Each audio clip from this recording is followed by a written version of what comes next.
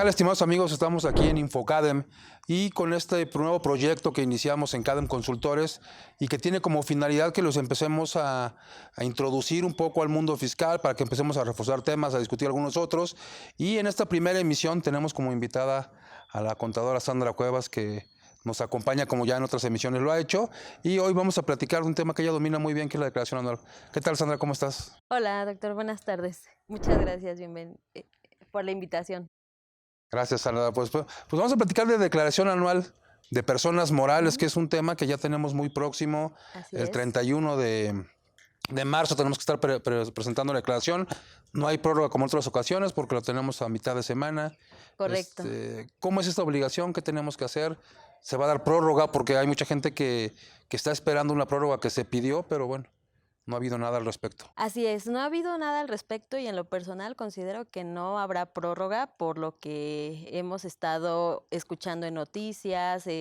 Los responsables no se han puesto quizá en esa postura de dar una prórroga pese a las condiciones que estamos viviendo en la actualidad. Entonces, en efecto, la fecha límite para presentar esta obligación es el día 31 de marzo. Las personas morales que tributan en el régimen general de ley son las que están obligadas. Tenemos muy pocos días y tenemos también en nuestra contra, yo diría, la parte del aplicativo del SAT, que fue la novedad para este ejercicio, ¿no? Ok, tenemos un nuevo esquema. Digo, al final del día es un nuevo esquema porque ya hay conceptos validados dentro de la declaración anual, Así hay es. conceptos que ya el SAT tiene perfectamente identificados. Este es un cambio importante. ¿En qué consiste el cambio? ¿Qué ya está validando el SAT? ¿Qué ya tiene? ¿Qué cambia respecto de otros años que hemos presentado declaración anual? Muy bien. La autoridad ha venido trabajando en perfeccionar su esquema de fiscalización y hoy en día tiene muchas herramientas, entre ellas el comprobante fiscal.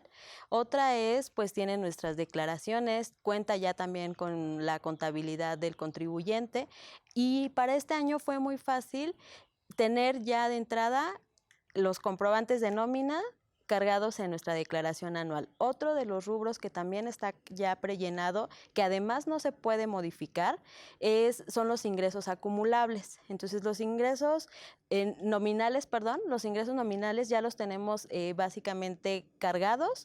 Si hubiera alguna modificación que surja dentro de esta revisión o el llenado y la preparación de la declaración anual, la única forma de modificar cifras es presentando declaración complementaria para que se actualice el aplicativo y entonces coincida los ingresos que tengamos en papel de trabajo con la declaración anual que vamos a presentar. O sea, tú dices, ya está el CFDI expedido, Ujú. el CFDI de ingreso, Ajá, que en su caso coincidiría con los ingresos nominales correcto. de los pagos provisionales de diciembre. Pero aquí a mí me surge una duda, Ujú. porque finalmente los ingresos que yo tengo como nominales en los pagos provisionales, en algunos casos incluso nos refieren a anticipos. Correcto. Entonces también al respecto hemos tenido modificación en las guías de llenado del CFDI, donde la autoridad ya desde años atrás me obliga a generar un CFDI cuando yo obtengo un ingreso bajo este concepto de anticipo. Entonces tendría de entrada que tener ya un CFDI expedido bajo este concepto y obviamente haberlo acumulado ya desde el pago provisional. Ya está acumulado. Así es. ¿Qué pasa con los tradicionales estados de resultados que teníamos en la declaración? Ahí no están los anticipos. Que Ahí si no es un están. ingreso, no es un ingreso el anticipo. Al final del día es un Así es. concepto que se acumula. ¿Por qué? Porque la ley lo dice. Pero no es un ingreso. ¿Cómo hacemos coincidir todo ese tipo de datos? Estado de resultados, ingresos en la declaración. Pues tenemos la herramienta de la conciliación contable fiscal. Ahí es donde vamos a estar eh, agregando, quitando estas partidas que son contables no fiscales o incluso fiscales no contables, ¿no? La única forma que podríamos empatar la cifra sería a través de esta conciliación contable fiscal, que de igual forma hay algunos rubros que se pueden todavía modificar, pero algunos otros también se dan de manera automática, como el ajuste anual por inflación. Entonces también el ajuste anual nos pide ya incluso poner nuestro saldo promedio de deudas, de créditos, y la determinación la hace automática y se va a esta Sí, conciliación bueno, contable. automática, relativo, ¿no? Relativamente. Sí, finalmente el ajuste anual implica la determinación del promedio anual de créditos y el promedio Así anual de es. deudas, y pues ya lo único que calcula automático, me parece, será en todo El caso, ajuste. el factor de Ajá, ajuste, y pues lo demás es una multiplicación, ¿no? Digo, ahí correcto. sí siguen siendo datos nuestros. De la parte de sueldos, porque por ahí hubo un plazo, porque podíamos tener errores Así en los es. comprobantes de nómina, este, Pues ¿qué pasa con...? este plazo venció el 29 de febrero, donde nos dio la autoridad estos 2 meses para poder modificar cualquier error que existiera en nuestros comprobantes de nómina, porque es reitero, es un dato que ya está precargado en la declaración. Entonces, si había algún dato erróneo, algo que se haya detectado, podíamos modificar el plazo, si bien venció el 29 de febrero. Yo incluso les diría, a pesar de que esta fecha ya venció y que incluso por ahí también hubieron algunos temas porque fue en fin de semana y consideraban que era inhábil y que se tenía que haber pospuesto hasta el lunes siguiente, la fecha ahí quedó, igual que con la declaración anual, la fecha fue 29 de febrero, pero tenía una condición, que el comprobante estuviera relacionado al comprobante que se iba a cancelar como primer paso, y el segundo, que contara con la fecha de pago al que correspondiera ese comprobante que se iba a corregir. Esa fue la mecánica que se publicó, y si incluso ya se les pasó y tuvieran algo que corregir, yo me atrevería a decir que lo corrijan, porque es un dato que sale desde el comprobante fiscal. Y si el comprobante fiscal está mal, ese dato así está cargado No, y en la si yo cambio declaración. cambio un comprobante hoy, Ujú. digo, y voy contra una regla, y como tú dices, finalmente a lo mejor lo peor es dejarlo mal. Sí. Pero si yo cambiara un comprobante hoy, ¿aún me lo reconoce la declaración anual? Pues estamos, Es una modificación instantánea, no es porque instantánea. aquí no pasa nada instantáneo, ¿no? No.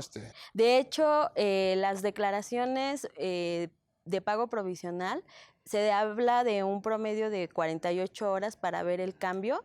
En la experiencia yo podría comentar que ha sido incluso constante esta actualización. Para pagos provisionales, cuando ingresas a tu declaración anual, sale un mensaje donde te dice el corte de la información que está dentro de esa declaración, y generalmente es el día anterior. Entonces, hoy en día, o este último periodo, vamos a decir, estas 2 últimas semanas, la actualización ha sido mucho más constante. Eso es en cuestión a pago provisional.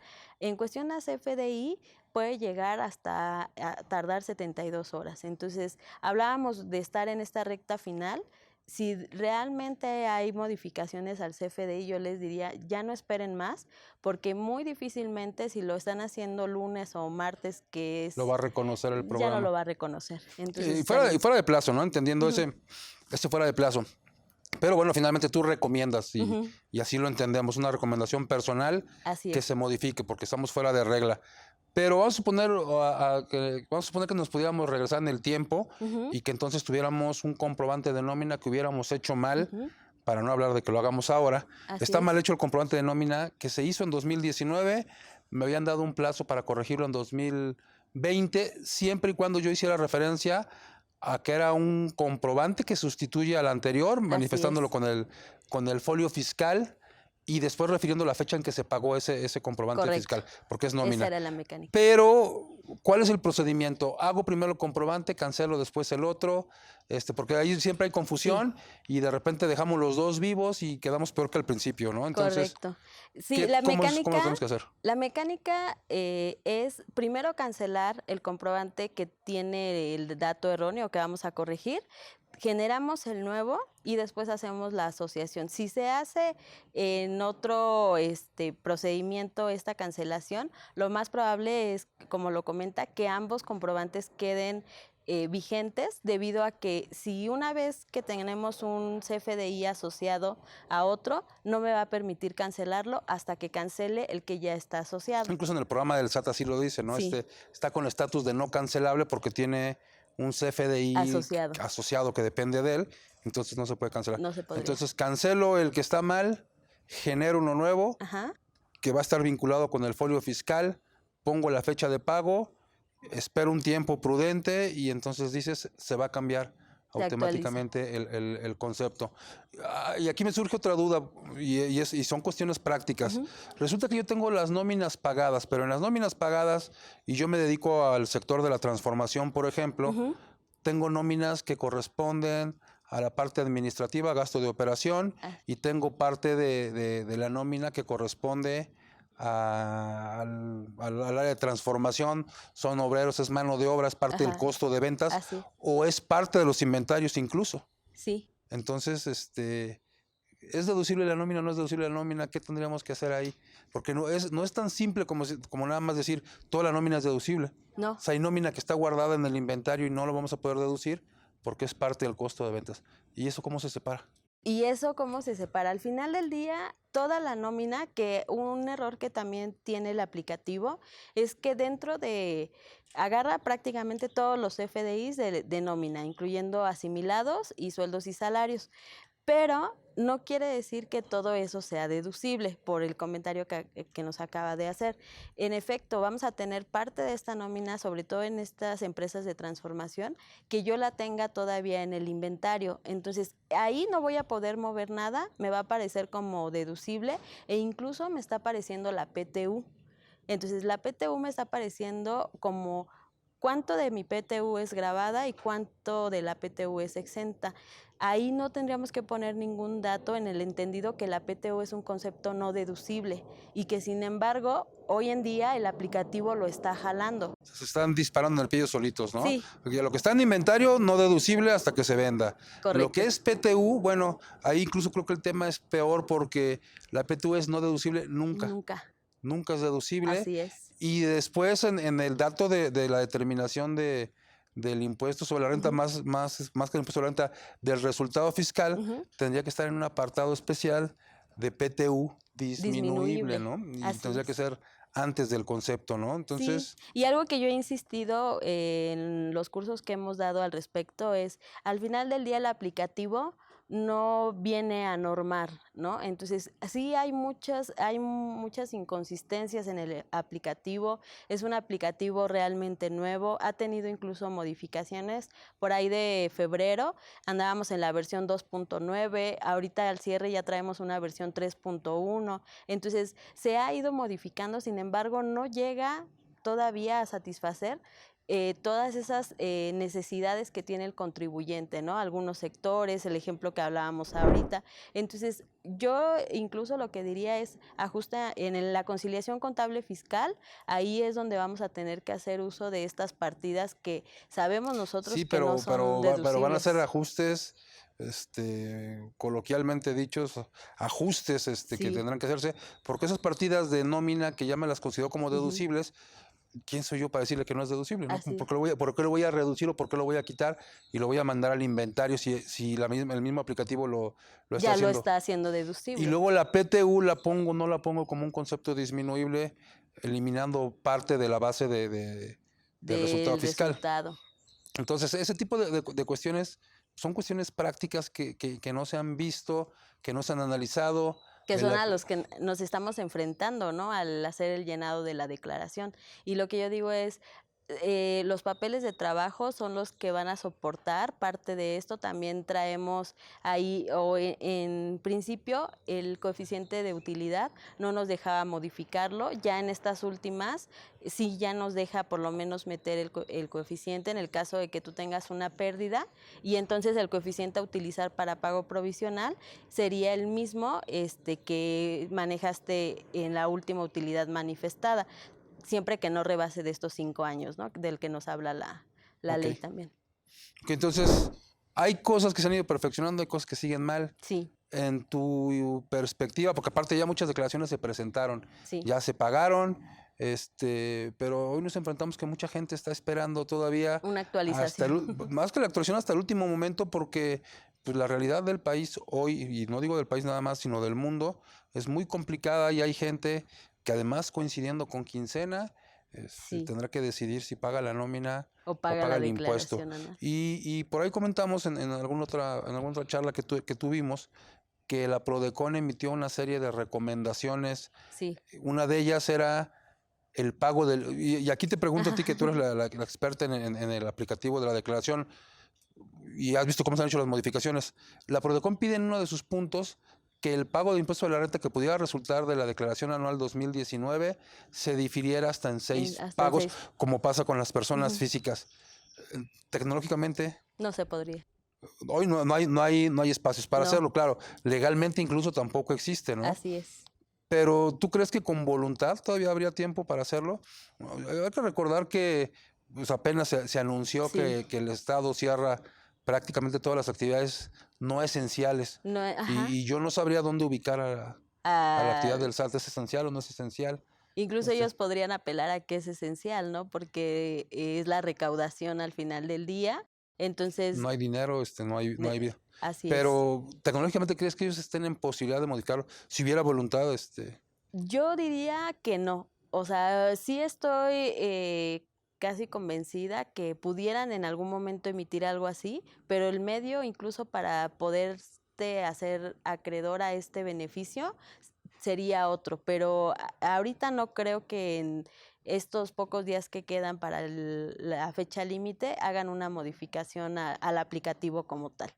O sea, si bien hay ciertos conceptos que no pudieron ser subsanados o modificados a partir del 1 de enero, que fue cuando nos encontramos ya con este aplicativo, dudo mucho que en este lapso tan corto puedan hacer una modificación al aplicativo para obtener ese beneficio del que hablamos, ¿no? ¿qué beneficios fiscales? ¿Tú crees que también pedía la Prodecon Ujú. que los pagos de marzo, abril y mayo se hicieran hasta julio? Así es. ¿Crees que algo se dé todavía? Que hay mucha gente esperando, hay mucha Sí, gente y hay mucha gente que va a y preferir dejar de pagar prácticamente impuestos en 1 o en 2 meses, con el riesgo incluso de poner en juego la actividad, porque ahorita la actividad se ha frenado, ¿no? Se ha así es. parado y en algunos sectores al 100% por completo. Entonces, eso hace que hoy en día eso no sea una prioridad, incluso para el contribuyente. Ok, y bueno, y la otra es, habrá quien decida pagar la nómina o cualquier otra cosa antes que pagar los impuestos, eso puede pasar. Así Es más, a lo es. mejor ni una ni otra, ¿no? Ni, Ujú. ni impuestos Ni ni nómina. nómina. Pero, ¿cuáles son los riesgos de no presentar hoy la declaración anual?